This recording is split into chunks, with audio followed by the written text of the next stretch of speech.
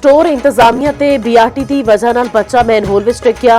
Karachi metropolitan corporation ने तहकीकाती report secretary महकमा बल्दियात नूं इरसाल कर दी। रिपोर्ट के मुताबिक मेयर कराची के हुक्म ते म्यूनसिपल सर्विसेज ने बच्चे की तलाश का ऑपरेशन शुरू किया। गुलशन टाउन के लिंक नाले तो बच्चे की लाश मिली। मुआयने विच साबित होया हादसे की वजह बीआरटी तमीरात सन। बीआरटी ने काम शुरू करने तो पहला KMC नूं आगाह नहीं किया। नीपा वाक़े उत्ते वज़ीर आला हाउस विच अहम इजलास अज तलब मुराद अली शाह इजलास की सदारत करनगे। बच्चे दी मैनहोल विच डिगन दी दिल दहला देने वाली CCTV फुटेज सामने आ गई। 3 साला इब्राहिम मां दा हथ छुड़ा के प्यो वल भज्जिया ते मैनहोल विच डिग गया। बच्चे दे डिगदे ही मां प्यो मैनहोल वल वधे पर फड़ न सके। नीपा चुरंगी दे कोल मैनहोल विच डिगन वाले 3 साला बच्चे दी लाश 14 घंटियां बाद मिली सी।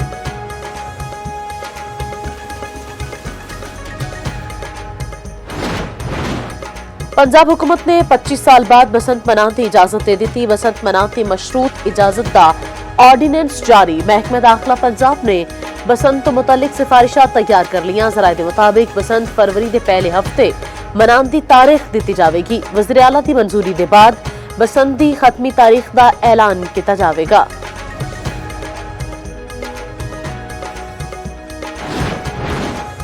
मई विच पाक भारत जंग भी खतरनाक साबित हो सकती सी। मसला कश्मीर दे हल ना होने नाल खिते दे अमन नूं खतरा लाहा के नायब वज़ीर आज़म इसहाक डार दा तकरीब नाल खिताब। जनूबी एशिया नूं गुरबत नागानी आफात समेत होर चैलेंजेस दा सामना है। दुनिया विच नवे तनाज़ात आलमी अमन लई खतरा ने।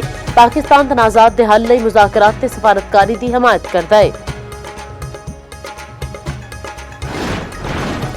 श्रीलंका विच तूफान के मुतासरीन लई इमदादी इकदामात जारी। वज़ीर आज़म की हिदायत उत्ते इमदादी कार्रवाइयां लई पाक फौज की मखसूस टीम रवाना।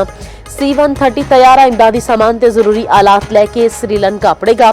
चेयरमैन NDMA दा आखना है इमदादी सामान विच लैंप्स, चटाइयां, मच्छरदानियां, खुश्क दूध, तैयार खाना, अदवियात शामिल ने। श्रीलंका के मुतासरीन की इमदाद लई हर मुमकिन कोशिश जारी रहेगी।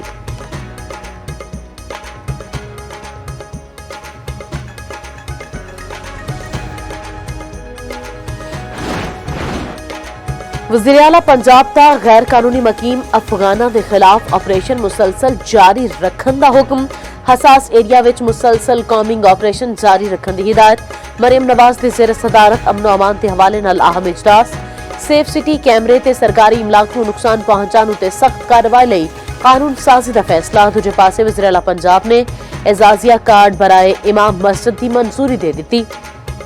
फरवरी 2026 तक एजाजिया कार्ड दे इजरा की डेडलाइन मुकर्रर। मरियम नवाज का 1 जनवरी तो अदायगी का हुक्म।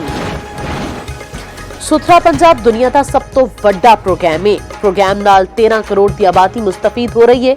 सीनियर वज़ीर पंजाब मरियम औरंगजेब का आखना है मरियम नवाज के हर फैसले नाल अवाम मुस्तफीद हो रहे ने। माजी विच दही इलाके में सफाई का कोई निजाम नहीं सी। सफाई नूं यकीनी बनाने लई अवाम नूं भी किरदार अदा करना होएगा।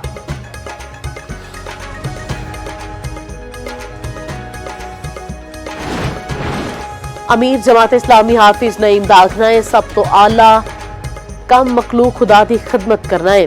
अल्लाह की बंदगी करने वाला मखलूक दा गुलाम नहीं हो सकता। खिदमत दा कम इबादत दा दर्जा रखता है। असी इमदाद करते हुए किसी का मजहब नहीं पहुंचते। असी श्रीलंका के सैलाब मुतासरीन लई इमदाद भेजिए।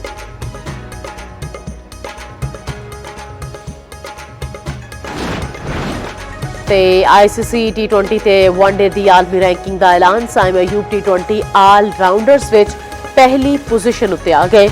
वनडे बैटर्स विच बाबर आजम की बादस्तूर 6ठी पोजीशन।